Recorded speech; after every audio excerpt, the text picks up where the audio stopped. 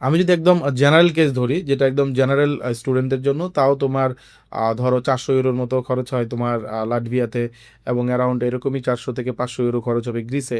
তো আচ্ছা। থাকা, খাওয়া, অন্যান্য আনুষঙ্গিক খরচ সহ।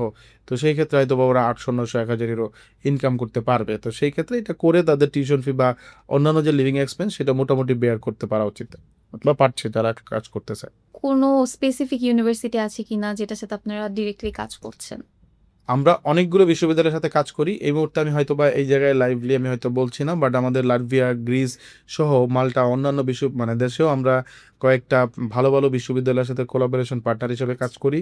সো আসলে সবচেয়ে বড় কথা হলো কোলাবোরেশন পার্টনার থেকেও বড় হচ্ছে স্টুডেন্ট কতটা ট্যালেন্ট। এক্সাক্টলি। স্টুডেন্টের হুম। ট্যালেন্টটা গুরুত্বপূর্ণ ভূমিকা রাখে অ্যাডমিশন প্রসেসে।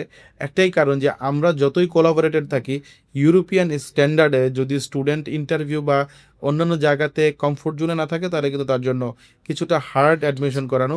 তবে আমরা যেটা করি, কোলাবোরেশন থাকার সত্ত্বেও আমরা স্টুডেন্টদেরকে আগে রেডি করি। আচ্ছা। স্টুডেন্টদেরকে গাইড করি, ওদেরকে ইন্টারভিউ কী হবে, কোন কোন সাবজেক্ট ইন্টারভিউ হবে, ইংরেজিতে কীভাবে জিনিসটা ফেস করবে, এনভায়রনমেন্ট কেমন হবে, এই জিনিসগুলো আমরা হেল্প করার পরে আমাদের স্টুডেন্টরা মাশাআল্লাহ ট্যালেন্ট, সো তারা এটাকে ফেস করতে পারে।